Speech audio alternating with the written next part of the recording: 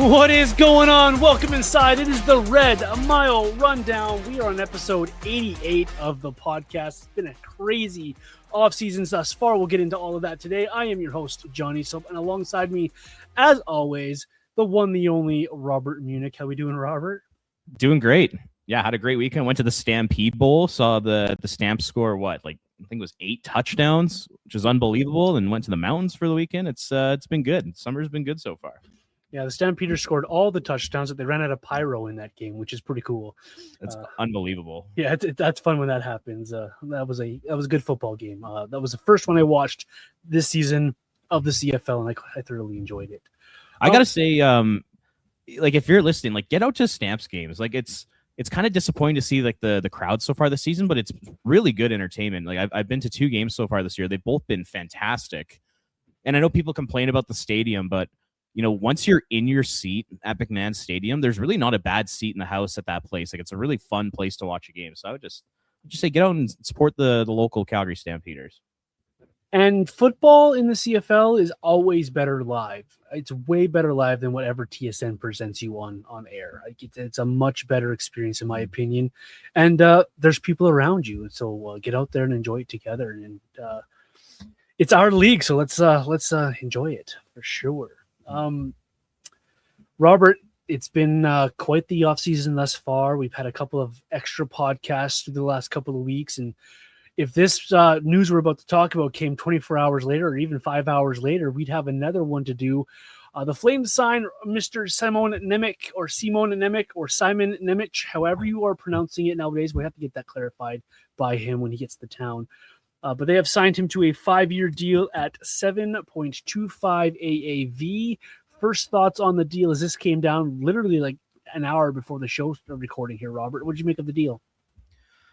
It doesn't surprise me whatsoever. I think right when Brandt Clarke and Pavel Mintyukov signed their 5-year contracts, I feel like that was going to be in the ballpark for Simon Nemec here.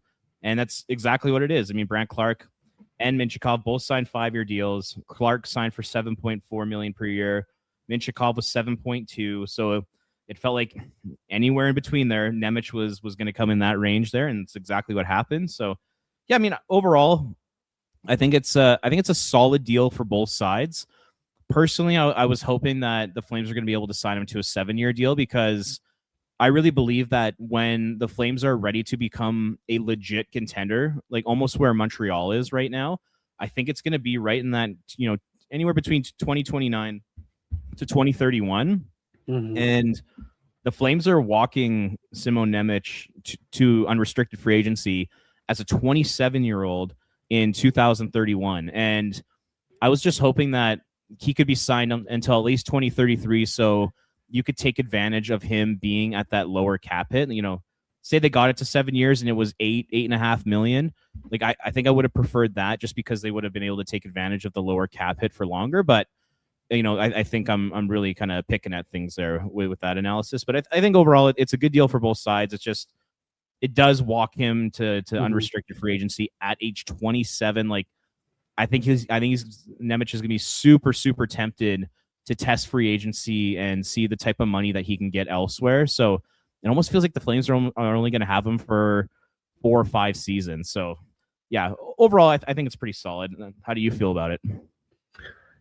Yeah, there was a lot of talk about if it's bridge or long term, and it was neither. It was right in the middle of that. It does walk with UFA, like you just mentioned, but the AAV is lower than I thought we were going to get. We saw reports of 8.5 to 9, maybe even 9.5 if it was a longer term deal.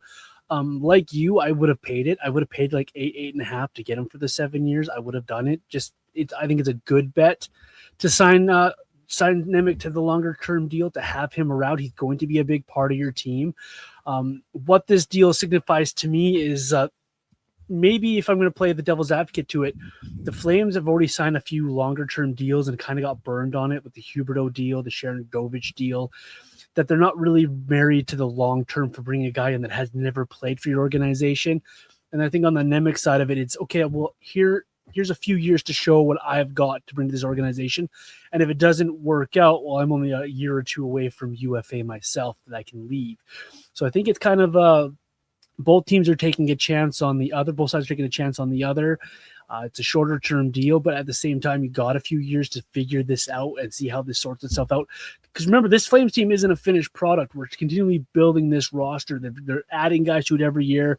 The talks of Reshny and Potter, maybe Carroll joining the Flames at the end of the season after college ends, start that little bit of a process. So this, I think, fits in with that. You're seeing what you have around, seeing how the pieces fall together. So overall, I think the AAVs are lower than I would have expected, which I like. The years are a little lower than I thought we were going to get. But again, it's hard to quibble with the deal overall. This is still a really good contract, very affordable. It doesn't tax your cap in the least. And it's right in line with what you saw at the market. You pointed out perfectly with those two deals here. The gamble, I think, is worth the payoff at the end of the day for Craig Conroy and the Flames. And I think the same could be said for Simon Nemec as well. This is worthy of the gamble for both sides. Yeah, and the other side to this too is, what if it doesn't work? There is a Yep. I don't know the percentage chance in terms of what percentage chance is it going to be that Nemec flourishes in Calgary and becomes a legit top pair defenseman?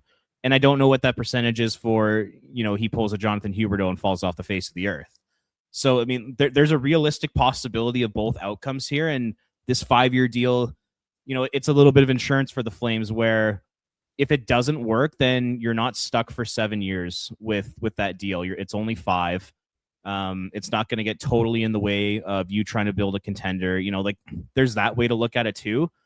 I have this feeling that if Ryan Huska gives Nemec the appropriate amount of ice time, like the amount of ice time that he truly needs to be a good player in this league, that I think he's going to flourish. And I think he's going to become a legit top pairing defense. And I think he's talented enough.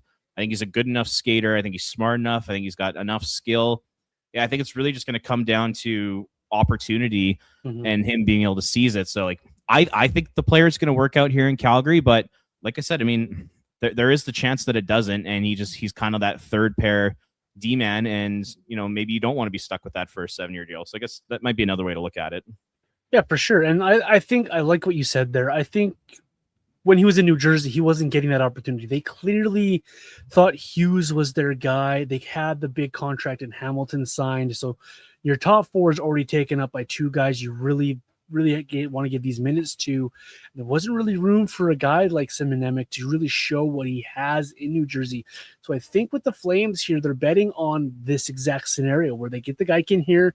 He signed for a pretty few seasons, and they can play the tail off of him. Give him his 24, 23 minutes, 22 minutes, whatever it ends up being. Give him the opportunity on power plays. See what he can do in all situations here. And I think it's going to really benefit the player. So, and I think this contract really reflects that view of it. If it doesn't work, well, you're not tied down until 32 or whatever season it is. You're not tied down like you are with these other deals. And I think it's also a movable cap hit if you choose to go down that route if things aren't working out or if Nemec wants out at the end of the day. Like, I think on a few different fronts here, this deal makes a lot of sense. As much as us fans would have enjoyed the 7-year deal just for the sake of our sanity, because we've been down this road before, but at the same time, I think it's better than the bridge as well, because you never know what happens on a bridge. What if he explodes? You got to start paying him like 12 like you do with Bowen Byram, or he's really not that good of a defenseman. So I think it's a nice bet to make. It's decent on the term. Yeah, I'll listen to the UFA argument. It does suck to walk him right there, but that's the price of business sometimes. And I think when you walk him to UFA, you got the lower AAV. And I think at the end of the day, you can't help but like this deal if you are the Calgary Flames and Simon Nemec. Yeah. And then, like I was talking about opportunity there, and, when you just look at the depth chart for at least the next 2 seasons, I think Nemec should be probably the number 1 defenseman on the right side, particularly when it comes to 5-on-5 play.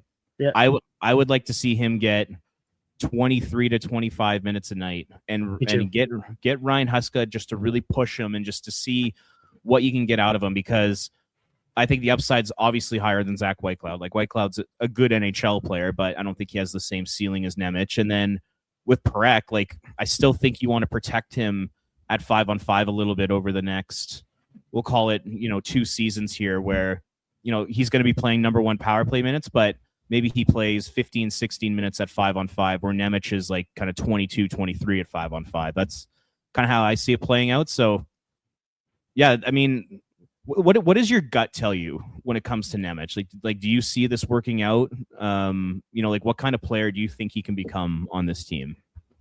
Yeah, that's a great question. I have one to throw back at you after this as well. I think he can be a top pairing defenseman. I think you can, and he's not this player, so don't get me wrong. I think he can play the Makar style role for the Flames if he can develop properly to what he is his ceiling. He's never going to be a Makar level player, but that type of role, top side, right pair defenseman, a guy that can play really good minutes, 5-on-5, help run your power play, and be the kind of guy you can lean on to help anchor that blue line and be a leader for your blue line. I think him alongside a guy like Kevin Ball would really form a really good pairing if both of those guys continue to develop. If Ball continues to take a step forward, then you have someone that Nemec can rely on beside him, and he can go to work and do his thing. I think that's his ceiling. I think that's what he can become in the National Hockey League. It does take a bit of development still on his part. He's got to be willing to do the work and take advantage of the role, and the Flames have to be willing, come on, Huska, to give him those minutes and to give him that opportunity to do that.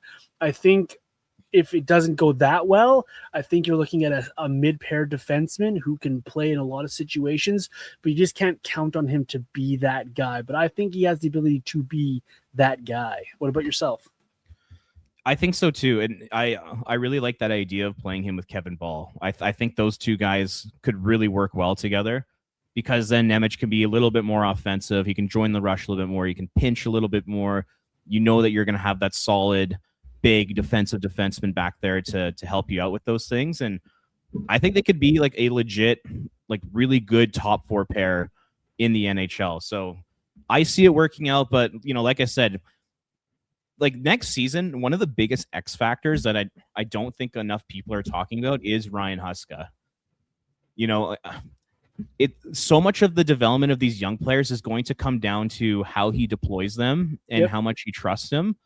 And, the jury's still out on that. The jury's still out on exactly what his philosophy is going to be when it comes to coaching this team next year. Is it, hey, 100% I'm in for developing young players and making that the number one priority this season? Or is his priority going to be right out of the gates?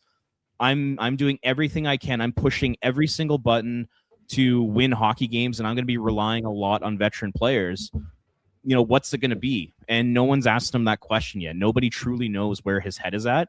So, obviously, when it comes to Simon Nemec's success in Calgary, a lot of it's going to come down to him and how he trains in the offseason, how he comes into Calgary prepared, ready to go. And then, I would say 50% of it comes down to Huska and whether or not he's going to trust him. Like, what if Nemec gets off to a little bit of a slow start and he's making some mistakes and he's just hasn't just quite fit in yet? Like, he still needs a little bit of time to grow and develop with the team.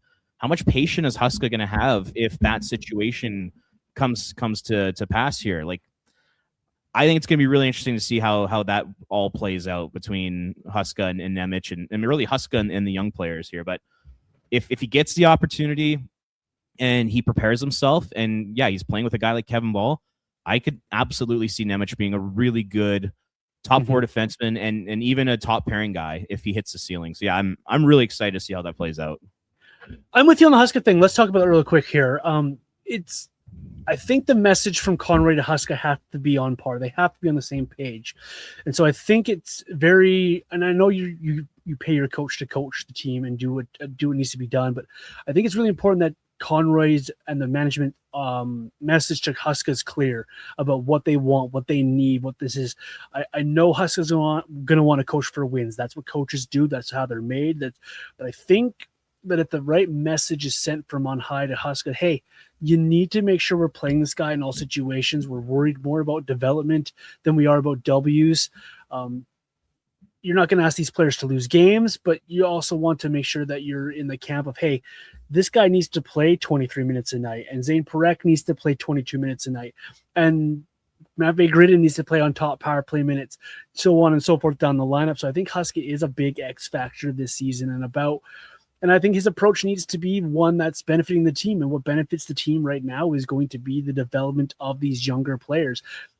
Conroy did a really good job. He got rid of a lot of veterans over the last couple of seasons. He got rid of Blake Coleman this past week as well. There's not a lot of choice in veterans to play anymore. You can only put Michael Backlund and Ryan Strome out there so many times. You can only put Zach Whitecloud out for so many minutes. So I think these young kids are going to have to play. And I think it's going to be on Huska to fight his urges to bench young players for making mistakes. Let them make the mistakes. Let them go out there and learn from the errors and continually push these guys forward.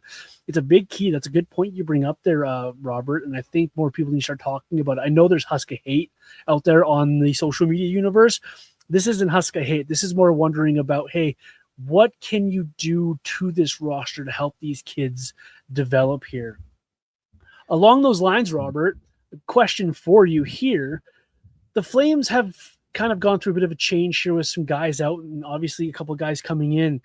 What would be the opinion if you were to be approached by someone saying Simon Nemec and Zane Parekh should both play power play 1 minute at the same time? Is that too much for you? Do you not like that idea? Or do you like splitting them up on two different power plays? Just a thought off the top of my head here. I mean, you know what? Like, when you take a look at the forward group, I mean, that's what I mean, right? There's not very many like super talented players in that group where it's like they have to be on power play 1. You know, there's an argument to be made that Nemec might be a better offensive player than a lot of the forwards in the Flames lineup right now. So I mean, next year is all about experimentation, and it's all about seeing what works and what doesn't, and kind of building, you know, the next future, kind of the next core of the Flames. And if Huska and Cale McLean, who runs the power play, if they want to experiment with 2D, Nemec and Parekh running the top power play unit, I'd have no problem seeing how that works for sure. Like, really, the only guys on the roster right now where I think to myself they have to be on power play 1 is Matt Bay-Gridden and Morgan Frost. Like, I don't even know if I'd have Matt Coronado in that conversation, because if you have Matt Coronado on the flank, like, he's not necessarily like a one-timer guy. He's more like a kind of like a snapshot, you know, like where he kind of kicks that leg up and has that kind of snap wrist shot going. You know, if you want to get a guy on the flank with a one-timer, maybe it's Nemec on one side and Gridden on the other or something like that. So yeah, it's a really interesting question. And if they want to try it, and yeah, like, all the power to them. I know the two defensemen on the power play look is maybe considered old school, but when you have the lack of forward talent that the Flames do, I think it might make sense to give it a shot. And then you add the other wrinkle into that. That allows then Hunter Brzustevich, if he's in the lineup, to run power play 2, which is one of his fortes in the game. So it's interesting. Just thought I'd bring it up because for me, that's kind of an interesting thought of going back, like you mentioned there, Robert, going back to the old school 2000s or the 90s style power play where you got the two guys at the top in the corners and kind of funneling things through both of those guys. I wonder if that would work as well with those two guys there. It is, like you mentioned, the time for experiment with the Flames here. And I think it would take a little bit of adjustments by both guys, but I think it'd be fun to watch at the same time. I know this is like a little off topic, but just thinking about the power play, another option for the team might be to put Yegor Sharangovich on the top unit and feed him one-timers and try to rebuild his trade value a little bit. That'd be another thing I'd be really interested in seeing next year is, like, you know, I don't think on this pod, I don't think you and I are like the biggest Sharangovich guys, but you know, would it be in the best interest of the Flames to have Ryan Huska put Sharangovich out in the top 6 at 5-on-5 and on the first power play unit and just see if you can rebuild that trade value? And, you know, if he goes on a bit of a heater like he did in his first season with the Flames from, you know, January to the end of the year, you know, is there a possibility where a team would be willing to take a flyer on him and, you know, take on the whole contract? Like, that's another thing that we might want to see from the power play, because if there's one thing Sharangovich is good at, it is shooting the puck. So maybe try and take advantage of that skill and rebuild that trade value and see if maybe you can move him. I mean, that, I know it has nothing to do with Nemec or anything like that, but I was just thinking about the top power play. Maybe that's another option for the team. Robert, there's no topic off topic for us. It's July. Yeah, it's July 6th. That's not a bad idea. Like, this is a time for the Flames to try to do those kind of things. I think if the Flames are going to have any success whatsoever in just getting some W's, they're going to need guys like Sharangovich to show up, to have minutes, to play and produce, and that's what you're paying the guy for. And if you can get a team to take that contract or most of that contract off your hands by the end of the season because he's exploded a little bit for you, then I do it all day long. And maybe a power play alongside both of these defensemen we're talking about, Nemec and Parekh, Matt Gridden throwing the pucks across the ice there. Maybe that does work. Maybe that brings something out of these guys. And we both mentioned it. There's not a ton of forward skill here that's going to prevent Sharangovich from getting those minutes if he is playing very well or playing decently enough to be on the power play one. Any final words on the contract of Simon Nemec? If not, let's kind of look back a little bit on the offseason of Craig Conroy. That kind of started with the trade for Simon Nemec. No, let's do it. Let's look back on Conroy's work so far. Okay, so I went back to May 21st, and I made a list of the Flames off-season tracker. So bear with me here for a second. It's not a lengthy list, but it's long enough that people might get bored. But here, we'll go through it quickly. So May 21st, we have the signing of Kirill Zarubin, the goaltender. May 22nd is the aforementioned Simon Nemec trade that also brought in Maxim Siplikov for Etienne Morin and some draft picks. June 25th, the Flames re-signed those 2 deals for Sam Morton and Rory Cairns. On the 1st, we saw those 4 UFA depth signings for the Wranglers, plus the William Stromgren deal. July the 2nd was the Blake Coleman trade. We had that special podcast for. Please go listen. So it's Blake Coleman and Oli Mata to the Wild for Jake Middleton and some draft picks. And then today's signing of Simon Nemec is the latest Flames news. Overall, Robert, not a lot got done by the Flames, but it was kind of a quiet start to the offseason. But at the same time, they got the needed business, I would say, done. I didn't include the draft in there because it's kind of a self-explanatory thing. What'd you make of the offseason overall thus far from Craig Conroy? Because he's done some tidy work, but like I mentioned, it hasn't really actually been all that busy for him, which I kind of think is a good thing. Yeah, I think the key for me heading into the offseason was, how is this team going to get better in the future? I mean, I've made it very clear on the pod so far that next season does not matter whatsoever. I think the most important thing for next year is to finish in the bottom 3 and give yourself the best chance possible to get it as high a pick as possible. But I think it was important for Conroy to go out there and try and make his team better for the future. And I think he's done exactly that, mainly from the draft where they get Carson Karls with the 6th overall pick. And then, like we talked about in our draft episode, they're all lottery tickets after that. But, after watching Jack Hextall live, I was super impressed. He was awesome to see live like that. And then who knows what the other picks turn out to be, but just Carson Karls alone, you've added a potential top pair defenseman to your organization. And then on top of that, you add Simon Nemec to the organization, another potential top pairing defenseman. So I think the Flames have gotten better when it comes to like the long-term outlook of this team. Mm-hmm. And I think that's really important. So kind of based off that criteria, if we're handing out letter grades, I would give Craig Conroy an A so far. And then, even on top of that, you add 3 draft picks for Blake Coleman and Oli Mata.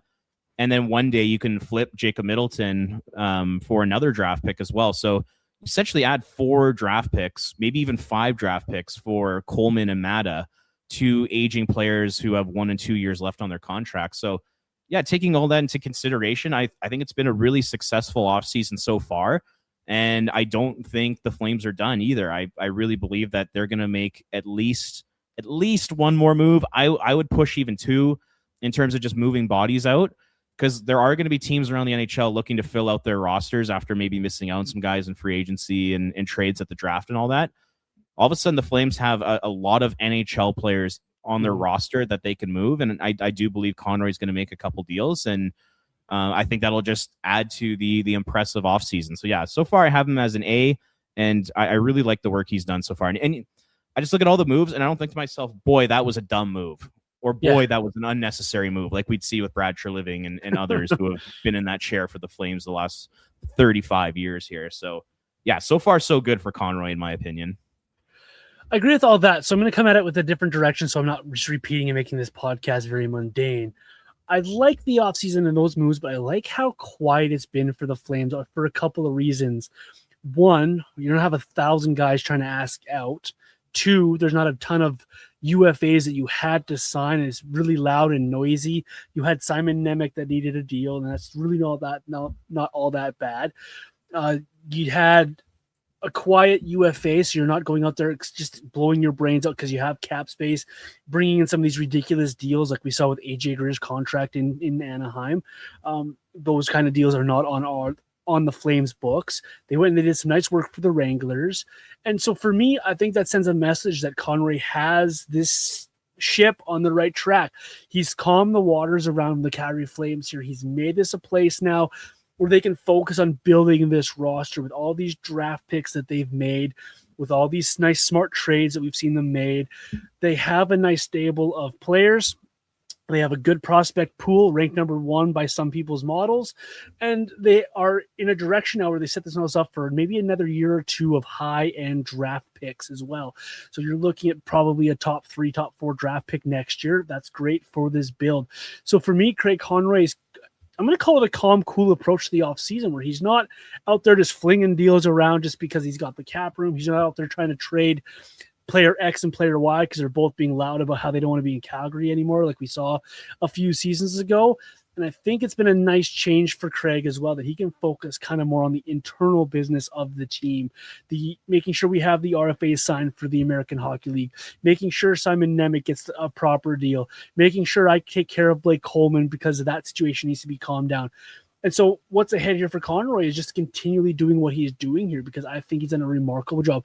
I, too, would grade his offseason at an A. I know some people aren't as high on that grade, but through what he's done that you went through there, Robert, on things that he's done and the things that he hasn't done, I think really warrants that grade for Craig Conroy. I think for him, this has been exactly what you wanted from him this offseason. You got a bit of business done. You got, a couple of veterans out. You got a nice, bright, new, shiny toy coming in. You drafted really, really well in that first round or 2, and you got yourself some good prospects. So overall, Robert, you can't help but like what Craig Conroy has done here for the Calgary Flames. Dude, that's such a good point by you. Like I was kind of talking about the actual transactions, but you bring up a great point in terms of just the overall stability of the organization. Like the first thing you mentioned there was you don't have a million guys looking to leave. Mm-hmm.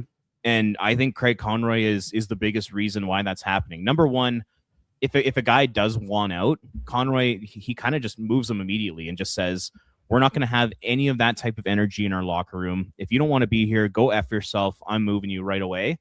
And I love that from him. And you see with Jake Middleton, he had I think it was like a 15 or 16 no trade list. 15. Calgary wasn't on it. Yep. Simon Nemec just signs a 5-year contract to stay or to play in Calgary. Dustin Wolf signs a 7-year contract. Matt Coronado signs a 7-year contract. Kevin Ball signs a long-term deal. All of a sudden, you have all these guys who are signing long-term contracts who want to be in Calgary. Mm-hmm. And there's really no drama around this team right now. Like things are quiet, things are stable. And I think that's really important around the NHL, because when there's just chaos around your organization and there's people wanting out and all this kind of stuff, like I think that really hurts the reputation of your team. I think it hurts the culture. I think it hurts the ability of a general manager trying to acquire players and keep players as well. And right now, the Flames are in a position where guys want to stay here and guys want to sign here. And I think that's going to be really good for, when Matt Gridden's contract is up and Zane Parek's contract is up and kind of this next generation of the Flames core.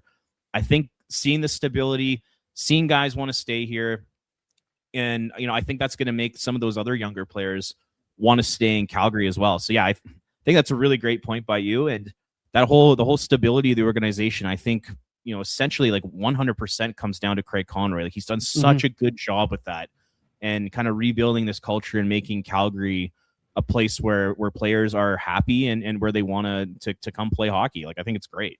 Yep. And it should calm down some of that noise. Like you hear the noise about the American players this or American players that, or Calgary's not their best place to play, small market Canadian team.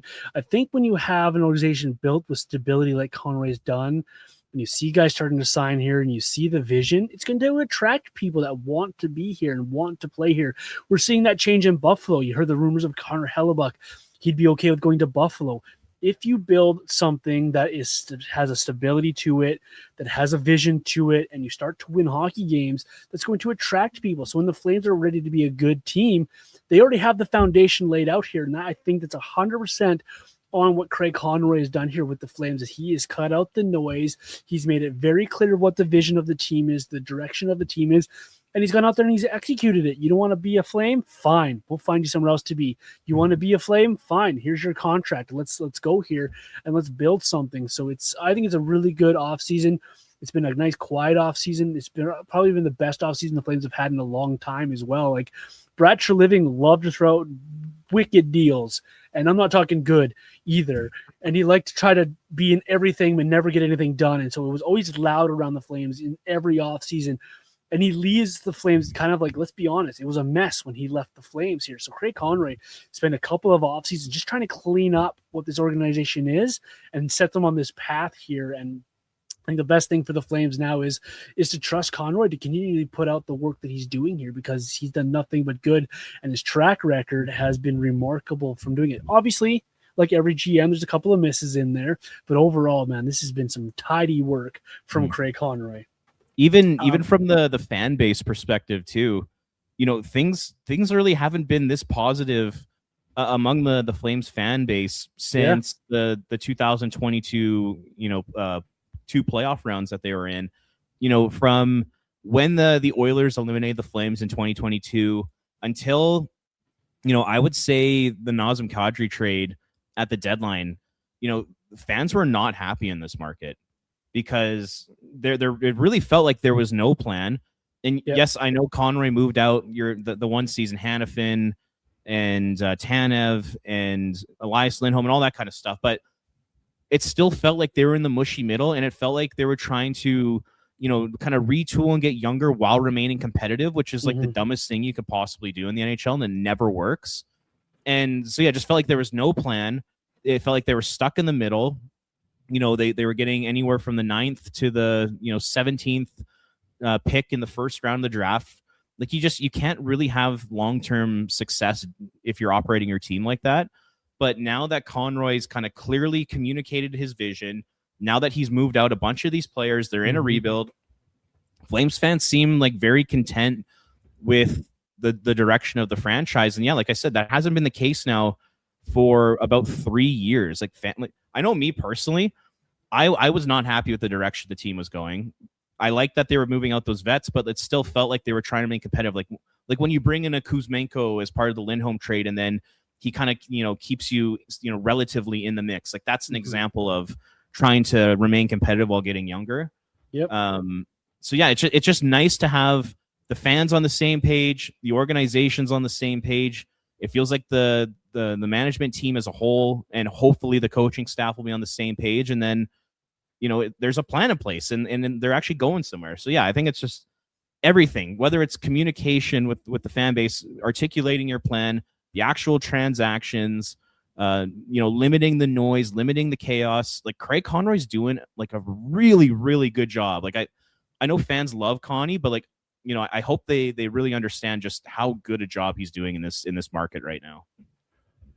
I think one thing that's going under the radar here as well with Craig Conroy is he's actually managed up as well. He's calmed the Don Maloney conversation right down. Like, no one talks about Don anymore.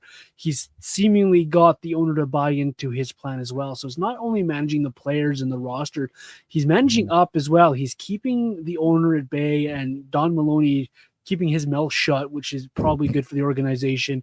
And he's doing it without being this guy who is demanding, or this guy who's trying to be a dictator. He's painted the picture for this organization. He set them on course, and then he's proving his plan to the ownership group, which I think Murray Edwards has actually bought into. Now, how long can Murray Edwards have that patience? I think that's going to be on Craig Conroy to continue to monitor and manage.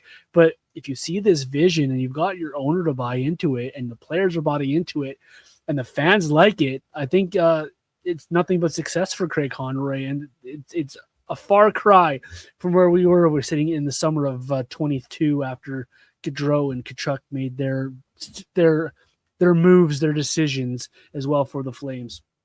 That brings us to the question, Robert. what's next? What's next? The summer is here. It's going to probably start quieting down a little bit around the National Hockey League. The insiders are starting going on vacation with their posts on Twitter. You're seeing cabins everywhere. The news won't be as fast and furious as we had this last couple of weeks. But what's next for Craig Conroy? Because the work's not all done yet. We have been talking glowingly about him. There's still a couple of things yet to do. What's next on your list for Craig Conroy?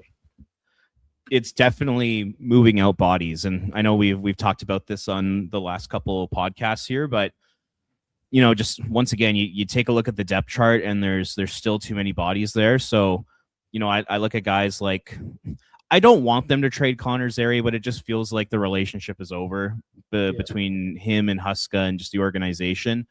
So, could you move out of Connor Zary? Is there a way to maybe find a team that would be interested in Yegor Sharangovich, Maxim Siplikov, Martin Pospisil, those types of players? If someone wants to put a big offer in on a Joel Farabee or Morgan Frost or Ryan Strome, could you maybe move out a couple of those players as well?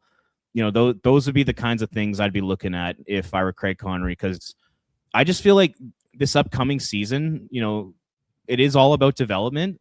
And I just think it would be a shame if, guys like Rory Cairns and William Stromgren and Sam Morton, Adar Suniev, those guys who have been at the Wranglers now for a few years, I just want to see them get legit shots to show if they can play or not. And this is the perfect season to do it, because you're not looking to make the playoffs. You're not looking to win a Stanley Cup this year. This is a year about pure development and trying to get your young players better.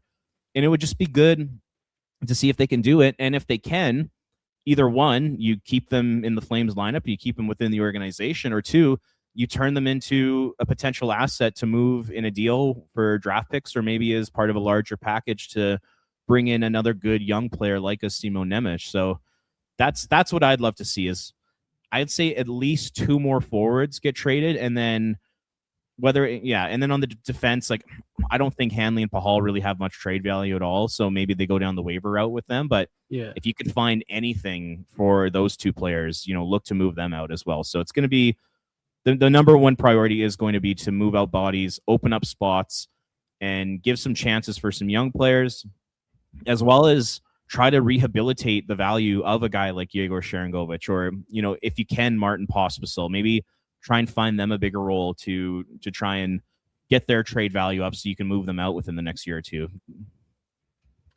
Yeah, really not much to add to that. The one piece of business he has to take care of is, what are you doing with Brennan Othman? He did receive a qualifying offer, so that needs to get settled. But other than that, it's what can you do to this roster to make sure that you have spots for everybody and legitimate opportunities for these players? Craig Conroy himself said he wanted to make sure Sam Morton and Rory Cairns got opportunities and legitimate opportunities to play in the NHL. Does William Stromgren line up in that as well?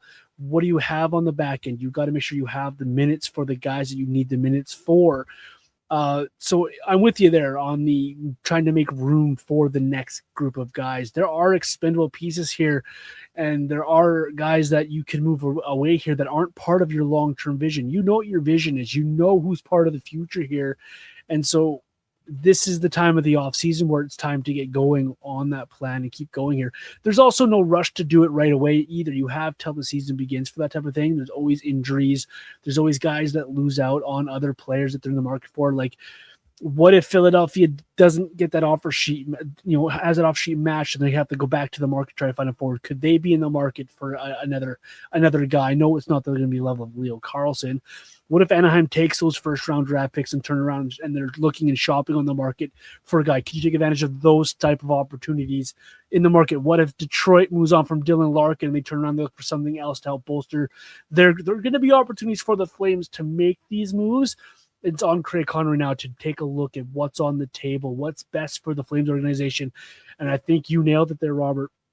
What's best for the Flames here is to make sure these young players like Rory Cairns, like Morton, like Zane Parekh, and those go on and so forth down the line, have a spot to play and get legitimate opportunities to play. And then we have to remember that their goal at the end of this season is to sign 2 or 3 guys out of college, if not 4 guys out of college. So you need to make sure you have room for those guys as well. That's obviously further down the line, but all part of the plan here. So It should be a quiet end of the offseason for the Flames for Craig Conroy with a couple of pieces of news here. The one question I do have though is now the time to go to market with Zach Whitecloud for you, or is this more of a deadline this year deal or next year's offseason? What do you do with Zach Whitecloud if you are Craig Conroy? I think if you're making a decision using your head, I think it might be smart to cash in on him. If you're making a decision based on your heart, I think you're going to want to keep him. Like this is one of those things where it's kind of a win-win. It's if you keep Whitecloud, you're keeping a great vet in that locker room, a great mentor. He's unbelievable in the community. You know, I think it's been since probably Mark Giordano. You know, obviously Michael Backlund's incredible in the community, but outside the captains of the team, I haven't seen a player embrace being in Calgary like Zach Whitecloud has. And I do think that's important. I know some people might think that's cheesy and all that, which is totally fair because it is. But, you know, like it's just he's embracing being a Flame. He's just such a good guy. I think he can be a really good mentor for a young team. If it were up to me, like I think I would hold on to him, and then you can kind of reevaluate at the trade deadline. And like we talked about on Friday, you know, if Hunter Brzustevich just becomes undeniable and it's just obvious that he has to play in the NHL, then I do think you can look at moving Whitecloud, you know, call it in February or March. And that way you can kind of take advantage of, you know, his leadership and all that kind of stuff for 5 months of the season. And then you can really cash in on him and bring in probably a pretty significant asset for him. But yeah, if it were up to me, I would keep him right now. And then, like I said, reevaluate the trade deadline, see how things are playing out. But I really like this guy, and I want him to be in Calgary for a long time. That's kind of how I'm feeling about it right now. What about you? Okay, so Robert's signing Zach Whitecloud to a 7x7. I like Zach Whitecloud, and I think you nailed what I was going to say in your answer there. I think he is a guy you plug and play with your young kids until or if Hunter Brzustevich becomes undeniable. I think that is your time where, hey, now we've got 3 legitimate guys on the right side and Zach Whitecloud becomes expendable. I like Hunter Brzustevich and what he brings to the lineup, but you saw at the end of last season, we've talked about this, where he struggled a little bit. He wasn't what he was before the break for the Olympics. So I think you bring him back. He's a good veteran. He's a good leader. He's a guy that can play with guys anywhere up and down your 6. And I think that's important to have as well. And I think this is a guy that will never give you a hard time. He's going to be team first all the time. He's also community first, which is really endearing to the local community there. And so for me, I think I hold on to him as long as I possibly can until someone comes along to make it undeniable that you have to make a move here. And I'm only making that move because he's the older guy with the value. And that's why you make that move. So for me, this is a guy who can lead that back end.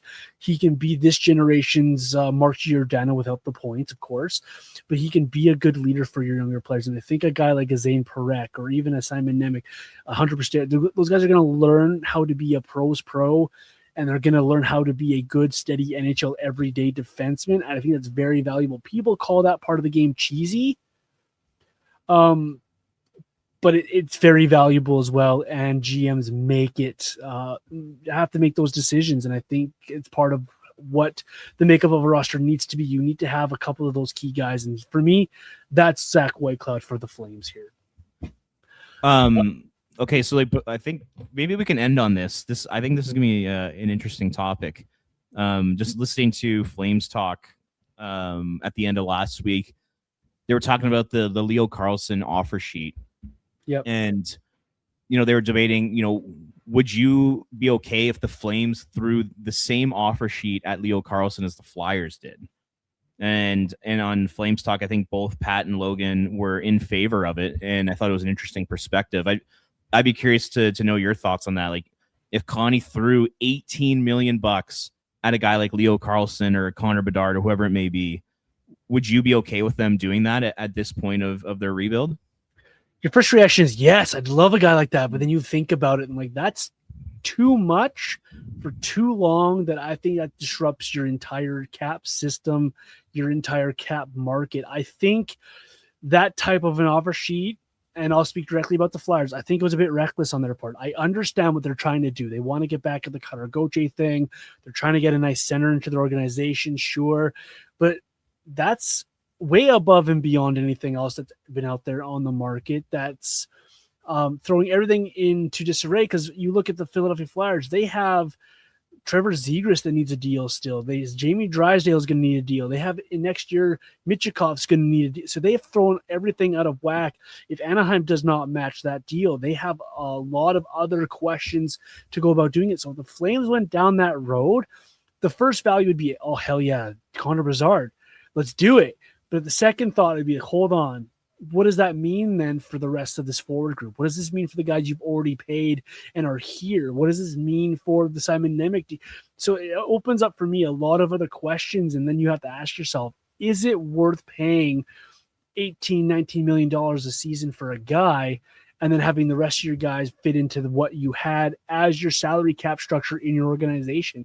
And if you're okay with it, then you go ahead and do it. But for me, I don't think I would at that cost, based on what it does to your cap structure and what it does to the other guys in the room. You got to read your own room as well a little bit too. Like this offer sheet from Philadelphia kind of feels a little bit spiteful towards Anaheim, towards Cutter Gauthier situation. And I think kind of made them do a kind of a dumb move, as fun as it is for us fans to think about and talk about. But for me, I'm very weary of doing something like that based off of what I just said there. What about yourself, Robert? Yeah, I feel the same way. And, on a 5-year term, I just don't think that would make any sense for the Flames right now, because if you add Leo Carlsson to this team, I believe the Flames go from being ranked anywhere between 30th to 32nd to now 25th to 27th. Mm-hmm. I don't think over the next 2 or 3 years he makes such a big difference that he elevates you into being a guaranteed playoff team. And then when the Flames become that team, call it in 3 or 4 years, all of a sudden he's going to have 1 year left on his contract. He'll be a pending UFA, and he'll probably walk to unrestricted free agency unless the Flames offer him another ridiculous contract. So yeah, I think that type of move, the 5-year offer sheet to a young player like Carlson, would make a ton of sense for the Flames 3 or 4 years from now. That's when you'd want to cash in and capitalize on something like that. But because they're far back in their rebuild, this team is a long ways away from being good. Even if you add a Leo Carlson, they're still at least probably 3 years away from being a playoff team, and probably 4 or 5 years away from being a legit contender. And yeah, to sign a guy to make the Leo Carlsson the highest paid player for the next 5 seasons makes absolutely no sense for the Flames right now. But, like I said, 2, 3, 4 years from now, that's when you want to do it. And, I'm looking at the 2027 draft. There's going to be a lot of good centers available there. And 2028, that's the Maddox Schultz draft. There's potential to get him. Like he looks like he's going to be a phenom. So once again, I just say stay patient. Don't do anything silly. Don't blow your brains out over, this type of transaction. Right now is not the time to be doing this at all, in my opinion. Yeah, I'm with you on that one. Like, I just imagine what Trevor Zegras is thinking in that room right now. What if Leo Carlsson comes in at $18 million and what do you want? What are you expecting on your contract, right? Like, just it opens up a lot of can of worms. So you got to be very sure when you make these type of moves here. I don't know if I'll ever be in favor of paying someone that much money on an offer sheet to bring them in until everyone's contracts are up that high. But it's interesting that that's the route that Philadelphia chose there. And I'm with you. The Flames are nowhere near the offer sheet space right now, unless it's someone for like a second round draft pick. The other team's probably going to match those type of deals, but those are the offer sheets that I would look at if I were the Flames. Just not right now. Like, keep to the. We just spent half an hour talking about how good Conroy was and the job he's done. Stick to the plan here. Yeah, and, it makes sense for a team like Philly. I mean, they just made the playoffs. They have a really good goalie. They have a really good coach. They have a lot of good young players, both on the back end and up front. Now is the time for the Flyers to try and take that next step. And adding a Leo Carlsson to that group, I think, does make them a perennial playoff team in the Metro division. So I think it makes sense for them, but for where Calgary's at, they're so early in the rebuild, and the team is just not even close to being good enough right now where, adding a Leo Carlson's going to make a huge difference for the next 2 or 3 years. Yes, he's a really good player. He's probably going to end up becoming, a two-way force, a 80 to 90 point centerman. Great young player. But yeah, just don't be doing that kind of stuff when like your team is not ready for that type of player in the organization. Mm-hmm. I'm with you. It's been a fun offseason thus far. A little bit more to go still for the Flames. We'll see how that news trickles in. Robert, anything we missed on today's podcast? If not, what is coming up from you on flamesnation.ca, and where can the folks find you and your work? I think we did pretty good for July 6th. Getting 50 too. minutes of Flames talk. That's not too bad. But yeah, go ahead. Sorry. No, I was going to say there might be somebody out there going, 50 minutes, guys? Really? 50? Yeah, there's something seriously wrong with you. If you're able to talk 50 minutes about the Flames at this point of the year, you know what? We're sick. We're sickos. We love it. We are. But yeah, check out Flames Nation. Check out my Twitter account at Ring of Fire CGY. And now we're hitting the off season. Now it's time to get really creative when it comes to the social content and what to put out there. So wish me luck. I'm going to need it. Yeah, wish us luck as well. We'll be back next week, but then we're going to start some summer schedule, some weeks off as things slow down for us. So keep us tuned wherever you get your podcast. Make sure you hit that like, subscribe button. So whenever we do an episode, we will have it there on your listening device for you. Maybe there's some breaking news coming down soon for us, Robert, to break down as well. We appreciate each and every one of you for making us a part of your podcast rotation. Robert and I are blown away by the numbers we've seen over the last few weeks, considering the time of year it is. So appreciate you all, and hopefully you enjoy the rest of your weeks. Enjoy some summer. Get out there, get some sun, everyone. It's super nice out there, finally. And we'll see you guys next week here on the Red Mile Rundown.